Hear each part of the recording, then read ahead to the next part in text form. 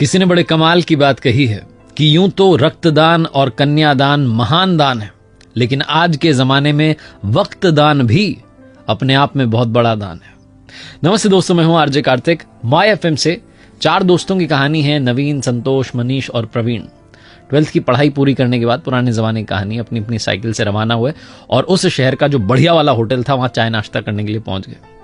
चारों ने मुश्किल से मिलकर 100 रुपए इकट्ठा किए थे। वहां पर जाकर के बढ़िया सी उन्होंने छोटी सी पार्टी कर ली। पार्टी खत्म होने को आई थी, वो पैसे लेने के लिए बिल लेकर के वेटर आया। तभी चारों के बीच में एक डिस्कशन शुरू हुआ कि आज से 40 साल के बाद में हम चारों फिर से मिलेंगे। तब तक नहीं मिलेंगे, 40 साल के बाद में मिलेंगे और इसी होटल में मिलेंगे और पार्टी करेंगे, और उस दिन जो सबसे आखिरी में आएगा उसको बिल के पैसे देने। चारों ने कहा बहुत बढ़िया, बहुत बढ़िया। वो बच्चों वाली शर्त लगती वो लग गई। तो 40 साल के बाद मिलने का डिसाइड हुआ। वो जो वेटर था वो सारी बात सुन रहा था। उसने कहा ठीक है, अगर आप 40 साल बाद आते हैं और मैं यहीं रहा तो मैं भी आपकी वो 40 साल बाद वाली पार्टी देखना चाहूंगा। 40 साल कब बीत गए मालूम नहीं चला। पूरे शहर का नक्शा बदल गया, मल्टी स्टोरी बिल्डिंग बन गई, फ्लाईओवर बन गए, सब कुछ चेंज हो गया। और चारों दोस्त जो थे उनकी जिंदगी तो कंप्लीटली अलग अलग हो चुकी थी। कोई इंजीनियरिंग के लिए दूसरे शहर में चला गया था, कोई सरकारी कॉलेज में दाखिला ले रहा था, कोई अपना बिजनेस शुरू कर चुका था। सब ने अपनी अपनी जो है जिंदगी जीना शुरू कर दिया था और जिंदगी में बहुत आगे बढ़ चुके थे। 40 साल बीतने के बाद में सबको तारीख याद थी, 1 जनवरी को मिलना था।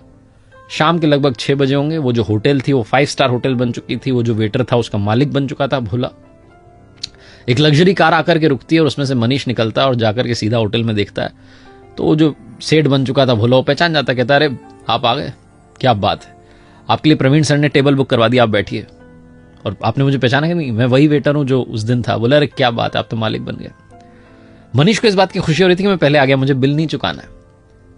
मनीष बैठा ही था कि थोड़ी देर के अंदर जो है संतोष आ गया। संतोष कहने लगा कि मैं तो बहुत बड़ा बिल्डर बन गया हूं। मनीष कह रहा था मेरी तो ज्वेलरी के शोरूम चल रहे हैं 3-4।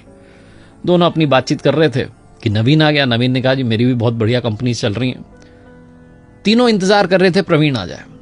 तभी वो जो सेठ था भोला, जो कि उसका मालिक था 5 स्टार होटल का, उसने कहा कि अरे आप शुरू कीजिए, स्नैक्स लेना शुरू कीजिए। उनका प्रवीण सर का कॉल आया था कि वो थोड़ा देरी से आएंगे, आप शुरू कीजिए। तो तीनों की जो है बातचीत, हंसी ठिठोली शुरू हुई, मजाक शुरू हुई। थोड़ा और टाइम बीत गया, 7:30-8 बजने को आया।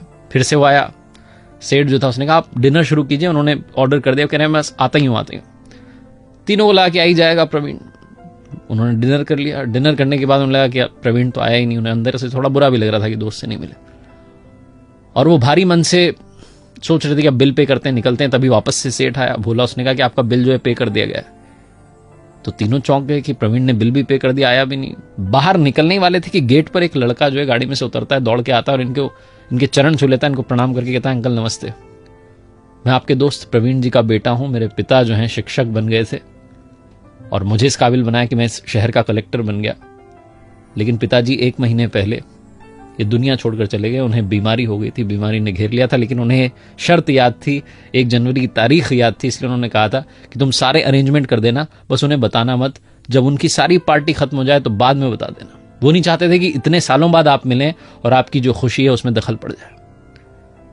तीनों दोस्त रोने लग गए। उन्हें समझ में नहीं आया कि कैसे रिएक्ट करें।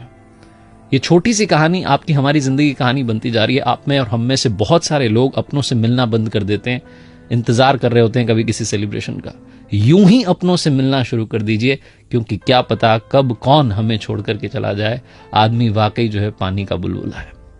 छोटी सी कहानी जिसका सार ये समझाता है कि वक्त बिताइए अपनों के साथ में। ये जो वक्त दान है ये आज के जमाने का बहुत बड़ा दान है।